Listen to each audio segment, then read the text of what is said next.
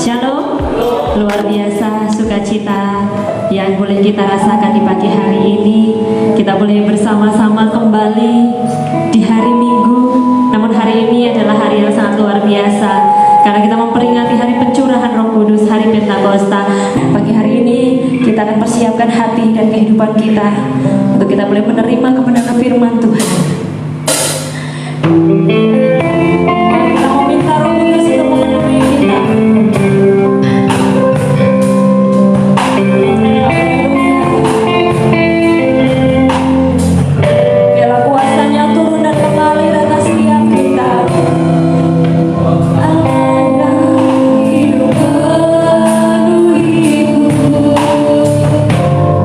Oh Allah yang hidupku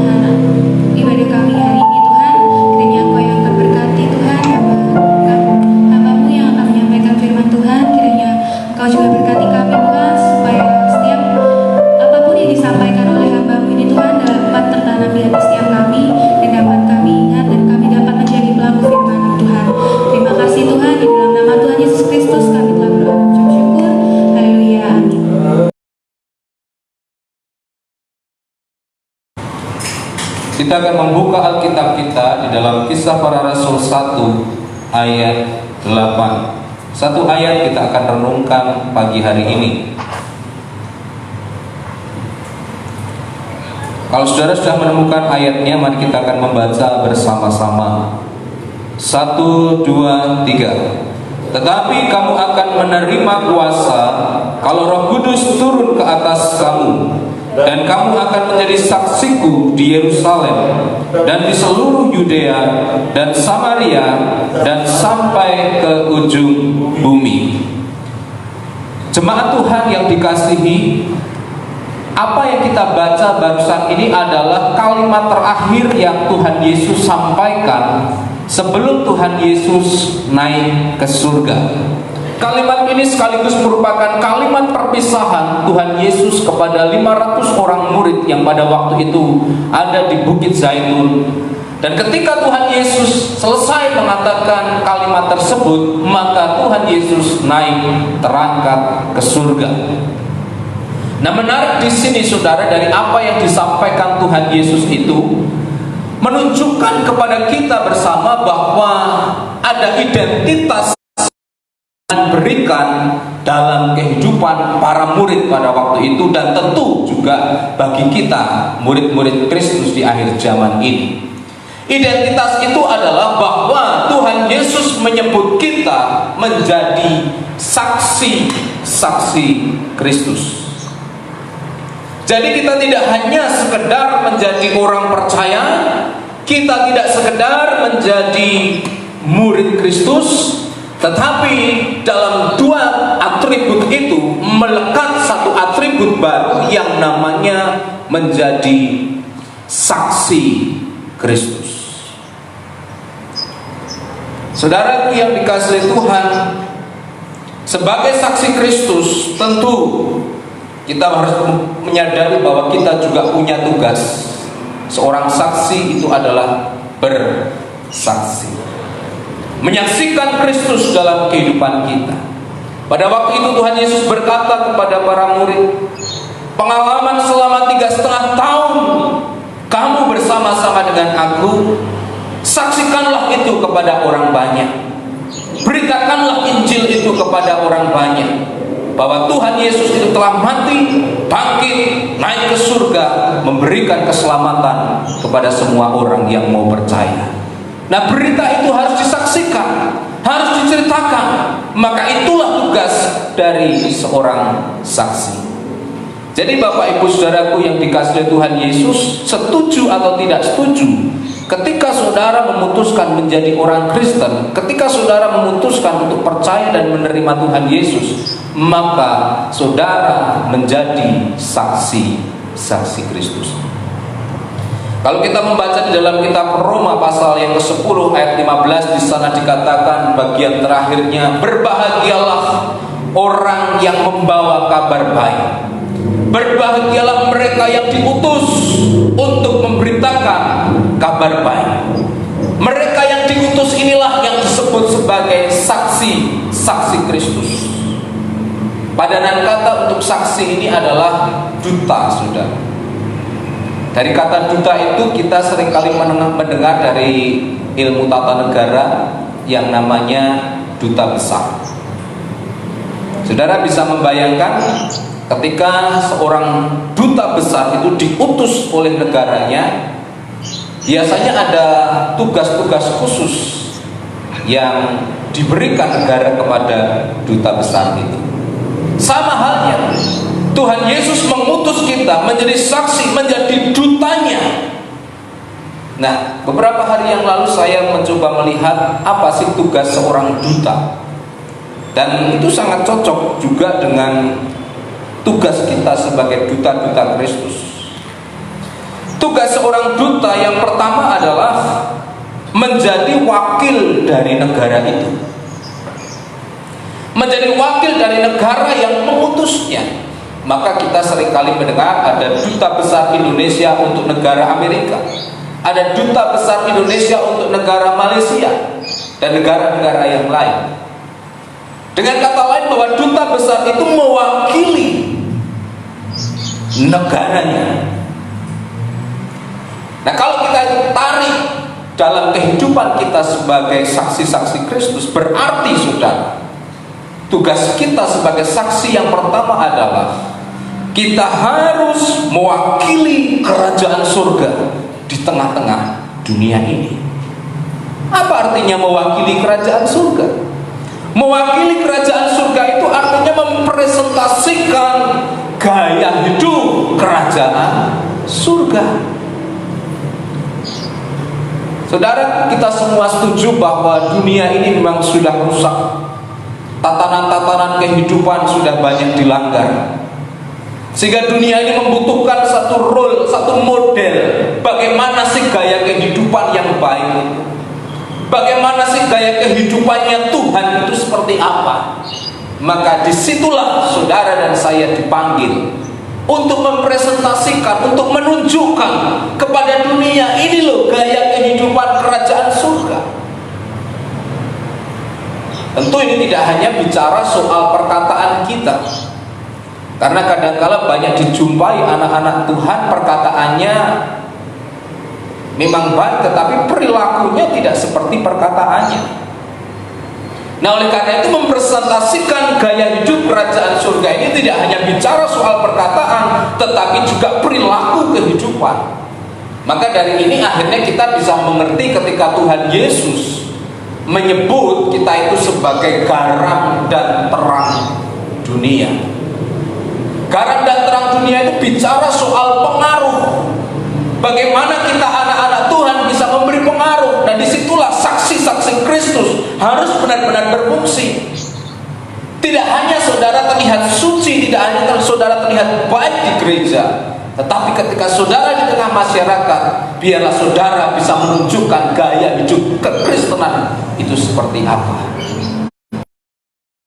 Tuhan dikatakan tadi dalam Kisah Para Rasul 1 ayat 8, dikatakan di sana, kamu akan menjadi saksiku. Bukan dikatakan kamu akan bersaksi, tidak, tetapi dikatakan kamu akan menjadi saksiku. Identitas baru, siapakah diri kita? Yaitu saksi Kristus. Di tempat saudara bekerja, jadilah saksi Kristus.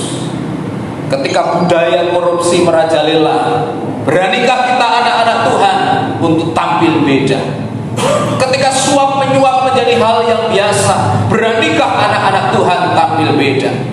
Ketika para pedagang mengambil untung yang tidak wajar, tipu sana tipu sini, beranikah anak-anak Tuhan untuk hidup dengan sewajarnya? Bukan berarti saya tidak setuju kalau saudara mencari untung, tetapi carilah untung yang sewajarnya. Bagaimana sebagai seorang pelajar menunjukkan identitas kita sebagai saksi Kristus di tengah teman-teman kita yang banyak mencontek, di tengah teman-teman kita yang menjadi anak-anak atau murid-murid yang seringkali terlibat kenakalan remaja? Apakah kita sebagai anak-anak Tuhan, saksi Kristus, bisa tampil beda? Dan dimanapun Bapak Ibu Saudara dan saya berada, kita harus mempresentasikan gaya hidup kerajaan surga. Sehingga gaya kerajaan surga itu, gaya hidup kerajaan surga itu bisa ditiru oleh orang-orang yang ada di dunia ini. Selain itu, saudara, menjadi wakil kerajaan surga itu artinya juga mempresentasikan Yesus Kristus. Seringkali saya menyampaikan, saya mencuplik dari apa yang dikhotbahkan oleh Bapak Pendeta Erastus Sabdono. Beliau katakan seperti ini, beranikah anak-anak Tuhan berkata seperti ini kepada orang dunia? Ketika orang dunia bertanya Yesus itu seperti apa, apakah kita anak-anak Tuhan berani menjawab, kalau engkau ingin melihat Yesus, lihatlah kehidupan? Saya rasa ini bukan sesuatu yang mudah, saudara. Ketika teman-teman kita anak-anak muda bertanya, Yesus itu seperti apa? Beranikah anak-anak muda Kristen berkata, kalau engkau ingin melihat Yesus seperti apa, lihatlah hidupku. Bukan tampilan fisiknya, saudara. Terus kita harus gondrong, brewokan, berarti kan hanya cowok saja yang bisa. Bukan seperti itu. Tetapi sifat karakter Tuhan Yesus harus melekat dalam kehidupan kita. Sama ketika seorang duta besar itu ditempatkan di sebuah negara, tentu banyak pertanyaan-pertanyaan. Seperti apa sih negaramu? Bisakah kita menjawab? Seorang duta besar yang diutus, dia harus bisa menjawab negaranya itu seperti apa. Sama, saudara, dengan kehidupan Tuhan. Ketika muncul pertanyaan, seperti apa sih surga itu? Seperti apa sih Tuhan itu? Apakah kita bisa menjawab? Itulah menjadi perenungan kita, saudara. Seorang duta yang kedua tugasnya adalah melakukan promosi. Jadi kalau duta besar Indonesia di sebuah negara, dia tidak boleh hanya ongkang-ongkang kaki saja, saudara. Dia harus gencar mempromosikan apa keistimewaan dari bangsa itu. Kalau dari bangsa Indonesia, pariwisata apa yang bisa kita promosikan? Kebudayaan apa yang bisa dipromosikan? Kelebihan keunggulan apa yang bisa ditawarkan kepada negara-negara lain? Nah, tugas itulah seorang duta. Demikian pula dalam kehidupan kita. Saksi Kristus itu bertugas untuk mempromosikan kerajaan Allah, mempromosikan keselamatan di dalam Yesus. Di tengah orang sedang bingung bagaimana caranya supaya mendapatkan keselamatan, kita anak-anak Tuhan harus berani mempromosikan keselamatan di dalam Yesus, karena kita tahu bahwa tidak ada keselamatan di luar Kristus.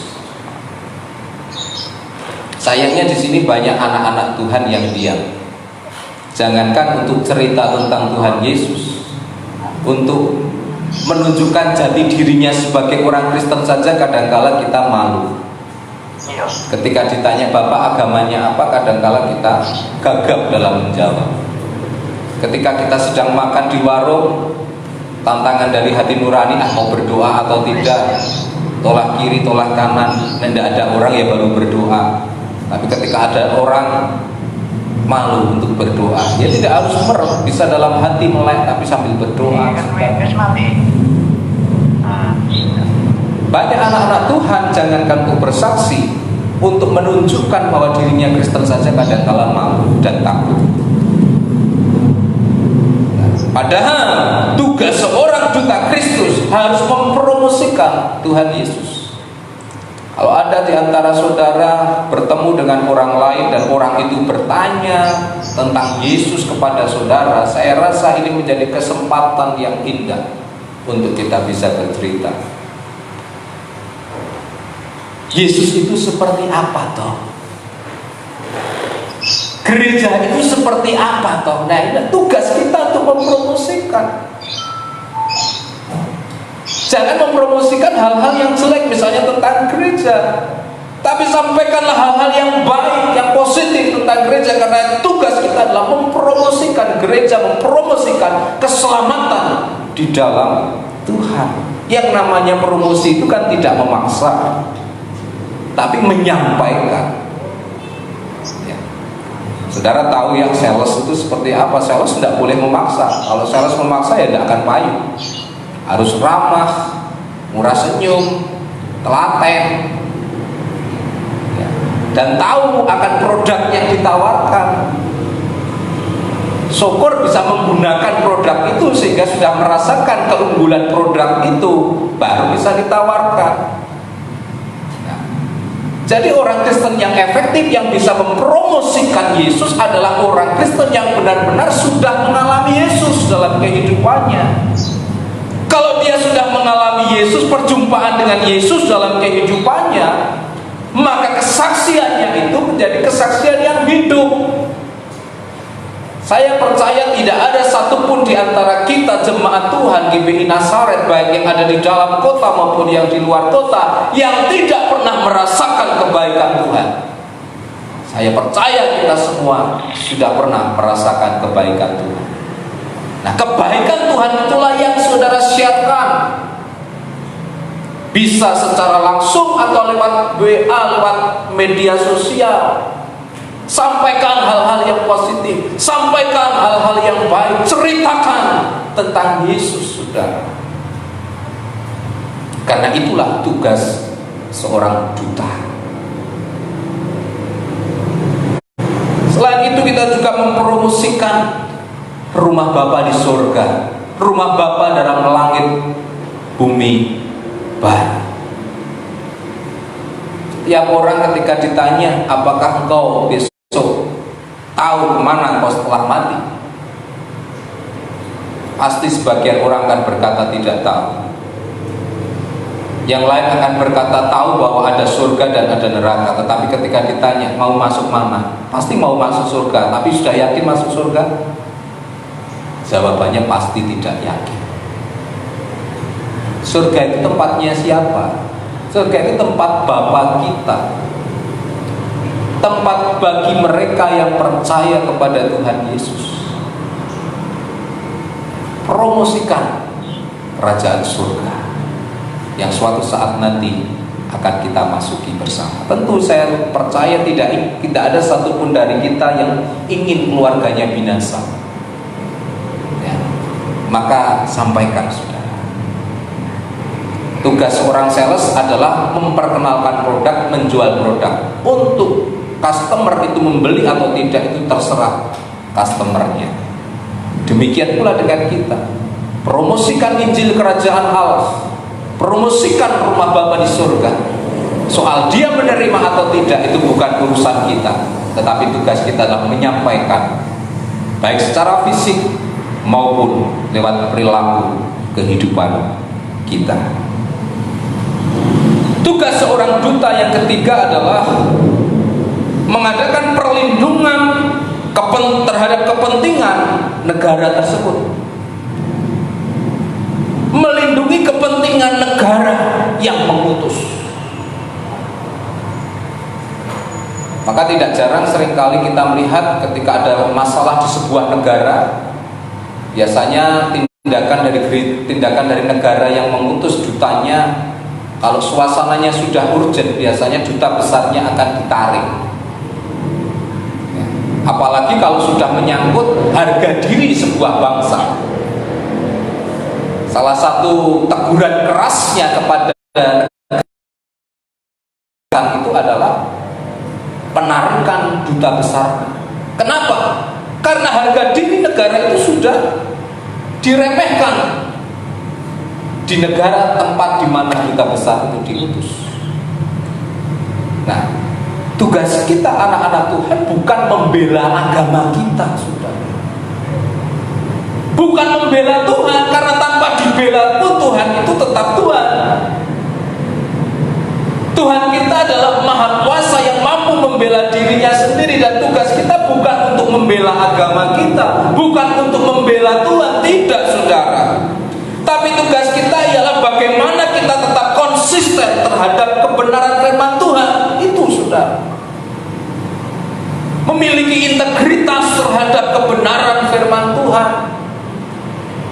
Itu artinya membela kepentingan kerajaan surga, bukan membela agama. Terus kita demo di jalan-jalan menggunakan pasal penistaan agama. Saya rasa tidak perlu kita sebagai orang-orang Kristen sampai ke arah itu. Yang paling penting justru bagaimana kita mempertahankan nilai-nilai kerajaan surga itu tetap ada dalam kehidupan, loyal terhadap firman Tuhan, setia melakukan firman Tuhan, memiliki integritas terhadap firman Tuhan. Jadi ada atau tidak ada yang mengawasi, saudara tetap melakukan firman Tuhan, tetap loyal terhadap firman Tuhan. Ada atau tidak ada ibadah di gedung gereja, saudara tetap beribadah. Itu namanya integritas terhadap kebenaran. mau dikirim renungan suara gembala setiap hari atau tidak sekalipun, kalau saudara punya integritas terhadap firman, melakukan satu hari tanpa membaca firman. Oleh karena itu, bagi anak-anak Tuhan, kalau masih harus didorong-dorong untuk mendengar firman Tuhan, membaca firman Tuhan, mari mulai saat ini milikilah integritas. Jadilah pendorong bagi dirinya sendiri. Itu ciri atau tugas seorang duta. Melindungi kepentingan kerajaan Allah dalam kehidupan kita.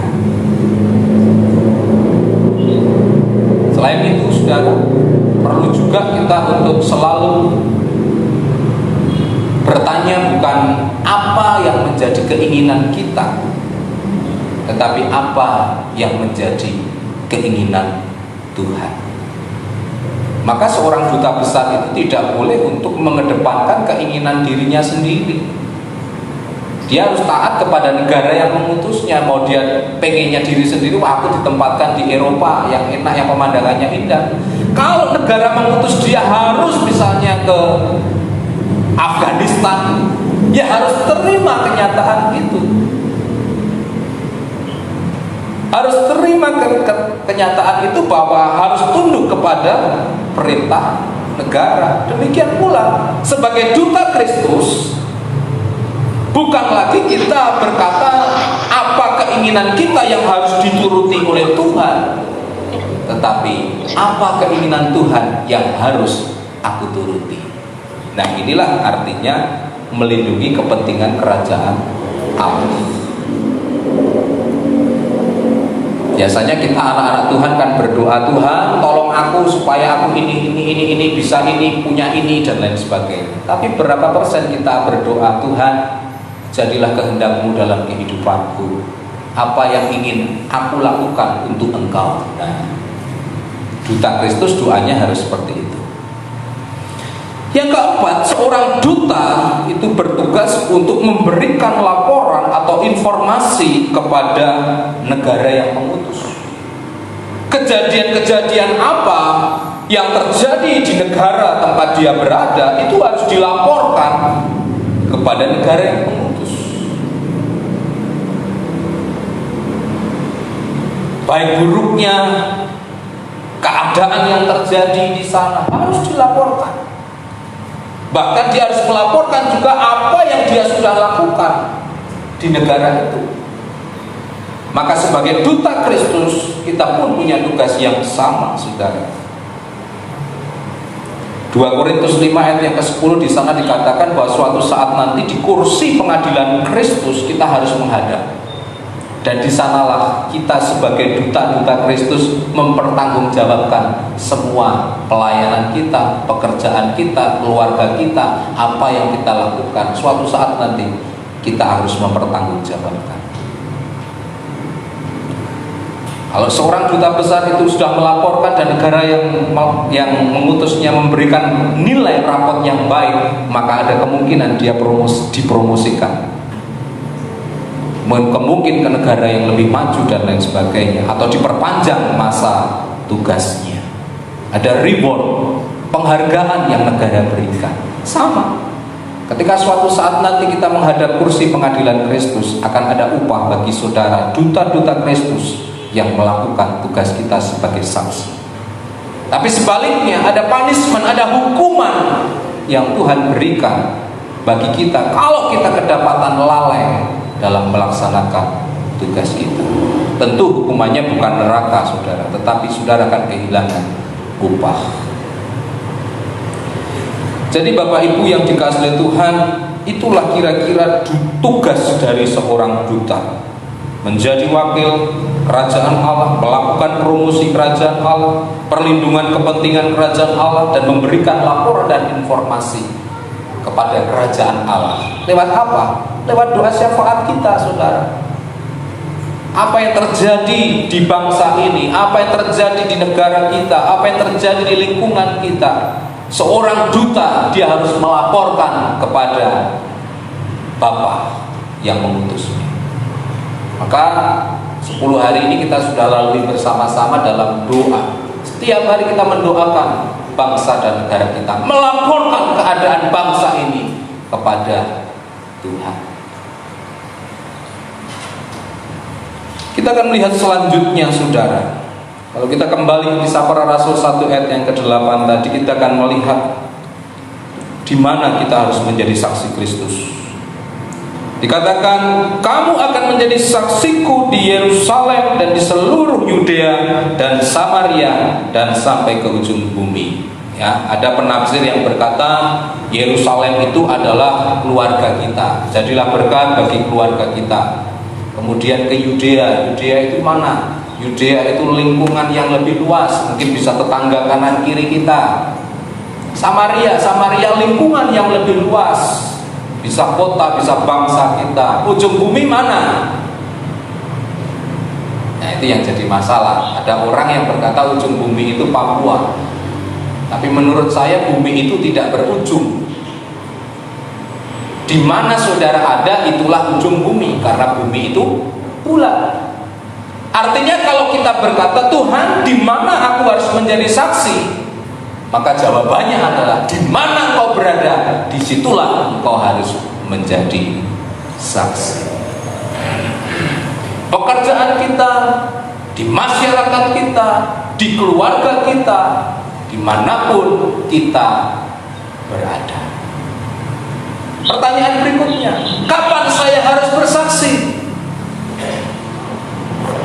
Kalau kita melihat di dalam 1 Petrus pasal 3 ayat 14 sampai 15, di sana dikatakan bahwa siap sedialah untuk memberikan pertanggungjawaban atas pengharapan apa yang ada di dalam kamu.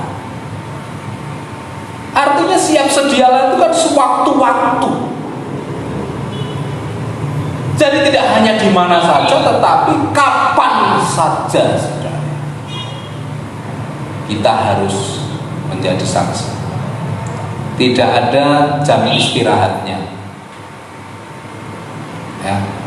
Bahkan sampai tidur pun ini hanya guyonan, saudara. Orang kalau sudah terpatri bahwa dia saksi Kristus, ngoroknya pun pasti beda juga, ya, ngoroknya jiwa-jiwa jiwa-jiwa. Nah, Bapak Ibu, saudaraku yang dikasihi Tuhan, jadi di mana saja, kapan saja, dan kepada siapa saja. Makanya, saudara, tugas menjadi saksi Kristus itu bukan tugas yang ringan. Bukan tugas yang ringan. Apalagi dalam konteks kekristenan di Indonesia. Kenapa, saudara? Karena kekristenan di Indonesia itu adalah, seringkali kita mendengar orang berkata warisaning Londo, ya. Londo itu Belanda, penjajah. Jadi seringkali stigma ini muncul bahwa Kristen itu adalah agamanya penjajah. Penjajah itu kejam. Penjajah itu tidak kenal peri kemanusiaan. Penjajah itu merebut apa yang bukan haknya. Nah, stigma ini harus kita balikkan dengan fakta bahwa kekristenan itu beda. Memang Kristen dibawa oleh penjajah, tapi Kristen bukan penjajah. Tapi kekristenan itu adalah gaya hidup Kristus. Nah, ini menjadi tugas yang berat. Belum lagi kadangkala Kristen itu diidentikan dengan Yahudi, saudara. Padahal Kristen beda dengan Yahudi. Orang di Israel sana kekristenan itu sangat minoritas, saudara. Tidak semua orang Yahudi itu orang Kristen. Dan Kristen tidak sama dengan Yahudi. Karena Yahudi itu masih di bawah hukum Musa, hukum Taurat. Tapi kekristenan itu hukum kasih karunia di dalam Kristus Yesus. Orang Yahudi senang merebut tanahnya orang Palestina, rebutan tanah. Tetapi kita bukan memperebutkan tanah. Orang Kristen tidak memperebutkan tanah, tapi orang Kristen memperkenalkan tanah air surgawi, kerajaan surga langit dan bumi yang baru. Inilah stigma-stigma yang memperberat tugas kita menjadi saksi. Apalagi, maaf saudara ya, seperti saya misalnya yang punya jabatan sebagai seorang pendeta. Ketika saya coba mendekati orang lain, orang sudah, kalau misalnya masyarakat sudah tahu saya pendeta, biasanya sudah mulai curiga. Jangan-jangan diginikan, jangan-jangan dikristenkan.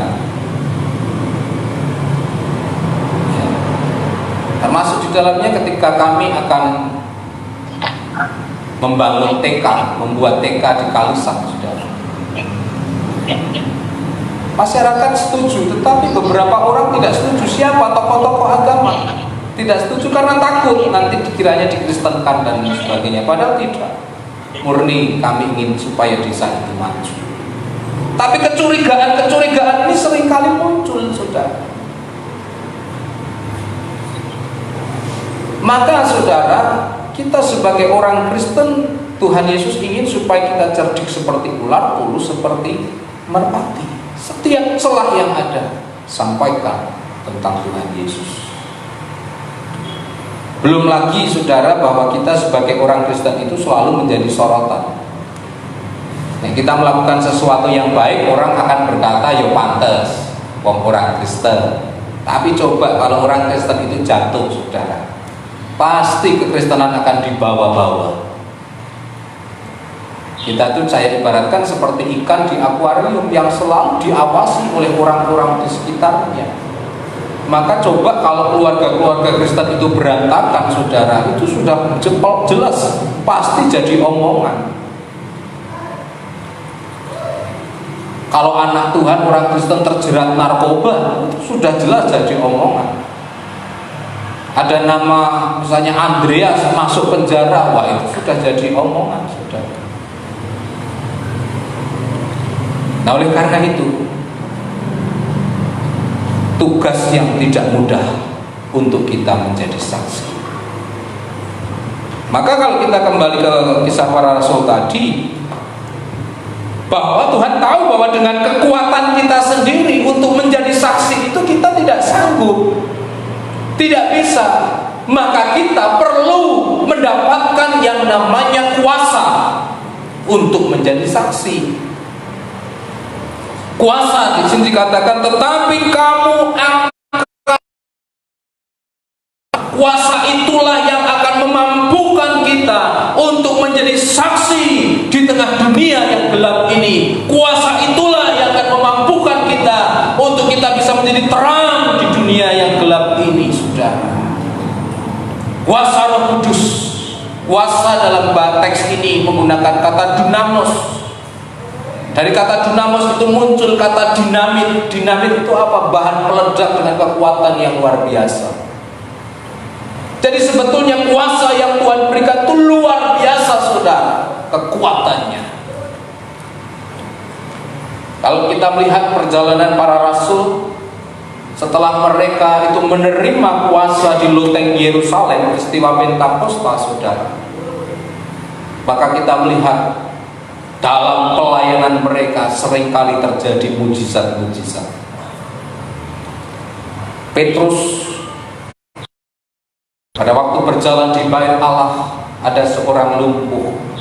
Petrus berkata, emas dan perak tidak aku punya, tapi apa yang ada padaku akan kuberi kepadamu. Bangkit, berjalanlah, angkatlah tilammu. Dan betul mujizat terjadi. Orang yang lumpuh berjalan. Bahkan di bagian selanjutnya, Petrus pun pernah membangkitkan orang mati yang namanya Dorcas atau Tabita. Ini kuasa yang luar biasa yang menyertai pelayanan Petrus. Bahkan sampai-sampai bayangan Petrus itu pun ditunggu oleh orang-orang Yahudi pada waktu itu. Karena siapa tahu orang kena bayangannya saja bisa sembuh. Dan memang banyak orang yang sembuh hanya karena kena bayangannya Petrus. Ini luar biasa, saudara. kuasa yang menyertai. Paulus pun juga mengalami hal yang sama. Dia pernah membangkitkan seorang pemuda yang karena ibadahnya waktu itu lama, ngantuk, tidur, jatuh dari loteng. Siapa namanya? Etikus. Petrus bangkitkan dia dari kematian. Paulus bangkitkan dia dari kematian. Kuasa membangkitkan orang mati, menyembuhkan orang sakit. Bahkan kalau Petrus itu bayangannya, Paulus ini sapu tangannya. Dengan sapu tangannya, kacungnya ini saja bisa menyembuhkan orang yang sakit.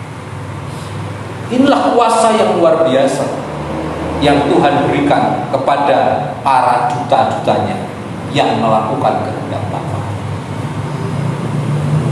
Ini sejalan dengan apa yang Yesus sampaikan dalam Injil Markus pasal yang ke-16, tanda akan menyertai orang yang percaya, yang memberitakan Injil, yang menjadi saksi. Mereka akan menumpangkan tangan atas orang sakit dan orang itu sembuh. Dan banyak hal-hal yang lain, kuasa-kuasa otoritas, mujizat yang luar biasa. Pertanyaannya, apakah saat ini mujizat masih ada? Saya percaya mujizat masih ada. Dan mujizat itu menyertai pelayanan pemberitaan Injil. Beberapa hari yang lalu saya telepon satu keluarga jemaat. Saya sungguh bersyukur ketika mendapati bahwa keluarga ini mempraktekkan otoritas yang Tuhan beri.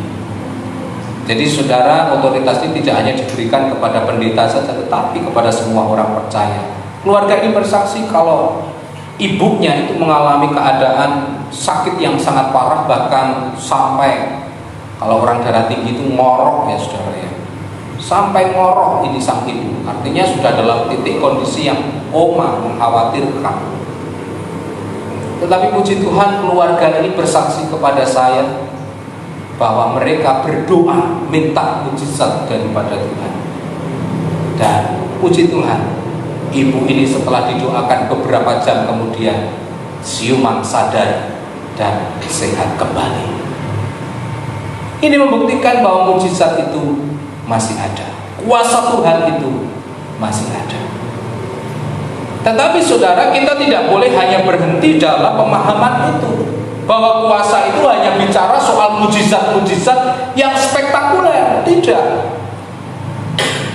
Tapi kuasa itu juga berbicara tentang kuasa yang mengubahkan hati orang lain. Kita melihat saudara, ketika Petrus itu sebelum dipenuhi oleh kuasa Roh Kudus, dia adalah seorang pengecut. Saudara tentu tahu Petrus menyangkal Tuhan sampai 3 kali karena saking takutnya.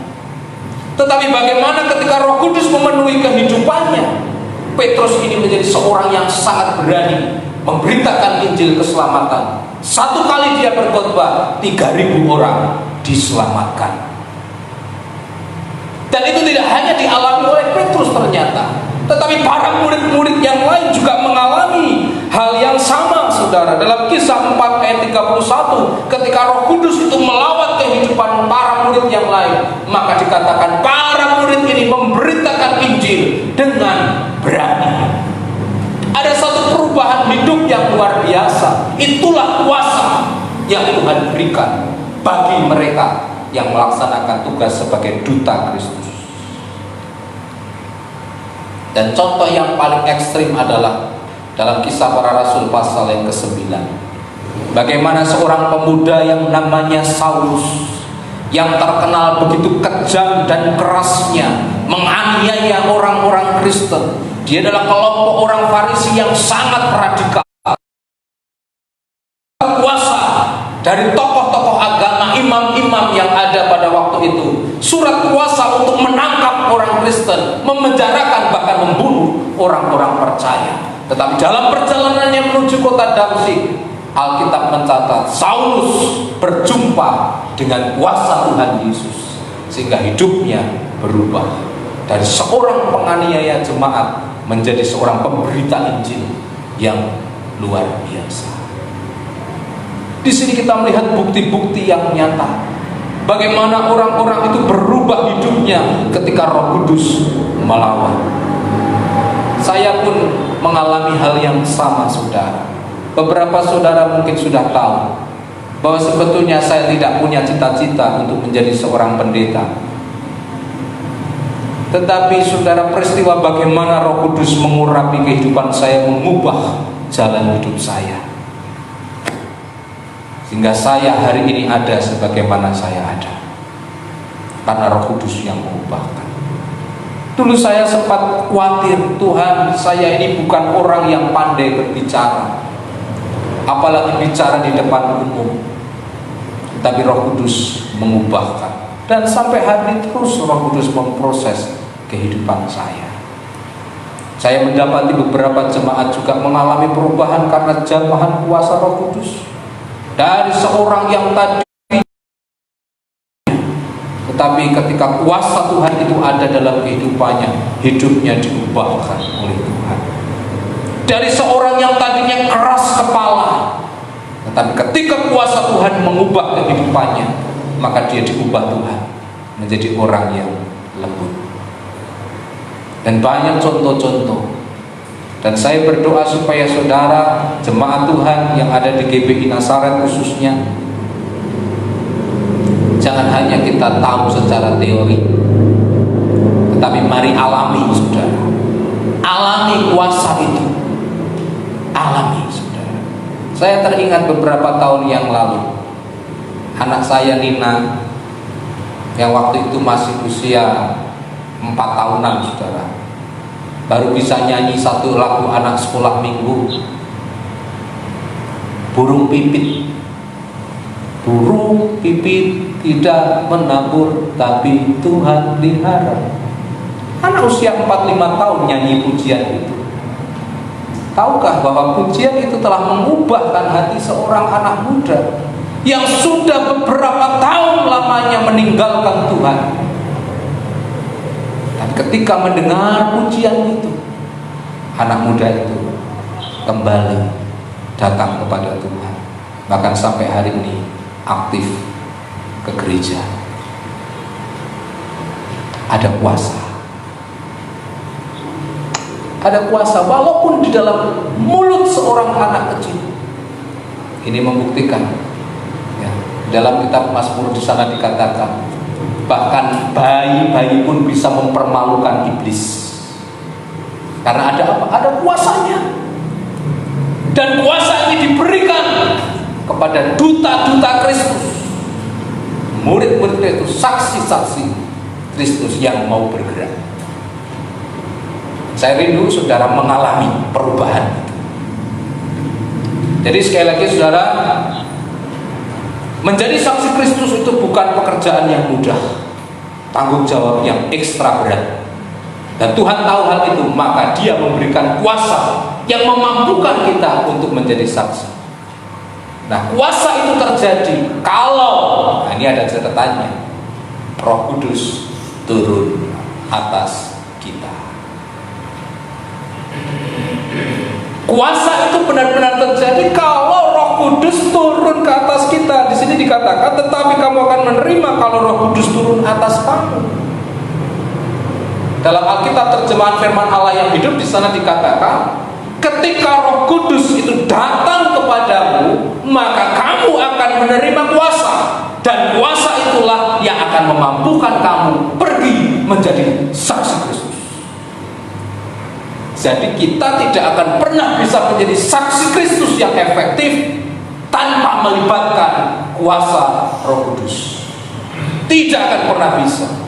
Secakap apapun kata-katamu, sepandai apapun engkau, sepintar apapun engkau, tanpa engkau dipenuhi oleh kuasa Roh Kudus, maka kau tidak pernah bisa mengubahkan hati orang lain. Karena Roh Kudus itulah yang memampukan kita. Sehingga Nabi Sefanya berkata, bukan oleh kuat, bukan oleh gagah, tapi oleh Roh-Mu. Bapak Ibu yang dikasihi Tuhan, oleh karena itu kita perlu untuk dipenuhi kuasa Roh Kudus. Peristiwa Pentakosta yang tadi kita baca dalam Kisah Para Rasul pasal 2 khususnya, itu adalah hari ke-50 setelah Paskah. Tradisi Yahudi, hari ke-50 itu dirayakan sebagai hari atau hari mengucap syukur atas berkat panenan. Jadi ada festival arak-arakan hasil panen, ya, karnaval seperti itu. Makanya kalau saudara lihat di dalam Kisah Para Rasul pasal 2, orang-orang dari segala suku bangsa itu kan datang ke Yerusalem karena untuk menyaksikan dan mengikuti perayaan hari raya panen ini, saudara. Kemudian hari raya festival panen ini juga merupakan peringatan terhadap turunnya hukum Taurat di Gunung Sinai waktu Musa melayani. Itu bagi orang-orang Israel, orang-orang Yahudi. Dan puji Tuhan bahwa bagi kita orang-orang percaya Kristus, hari raya Pentakosta itu identik dengan turunnya Roh Kudus. Kalau orang Israel turunnya hukum Taurat, tetapi kalau kita umat-umat Kristus adalah turunnya Roh Kudus. Sedikit kita belajar tentang doktrin Roh Kudus ini, saudara, bahwa di Perjanjian Lama Roh Kudus itu tidak secara permanen diturunkan, hanya dalam kasus-kasus tertentu saja. Tetapi dalam peristiwa Pentakosta menjadi titik balik yang luar biasa. Bahkan bahwa Roh Kudus itu diberikan secara permanen kepada orang-orang yang percaya kepada Kristus. Roh Kudus diberikan kepada manusia, maka ada istilah baptisan Roh Kudus. Baptisan Roh Kudus terjadi sekali pada waktu peristiwa Pentakosta itu, saudara. Dan ini merupakan tanda bagi kita semua orang-orang Kristen sepanjang zaman bahwa Roh Kudus sudah turun dalam kehidupan umat-umat manusia, termasuk di dalamnya kehidupan kita orang-orang Kristen yang hidup di zaman ini. Jadi ketika saudara memutuskan percaya Yesus, maka saudara ada Roh Kudus. Yang menjadi masalah adalah kadangkala kita tidak mengizinkan Roh Kudus berkarya dalam kehidupan kita. Maksudnya bagaimana?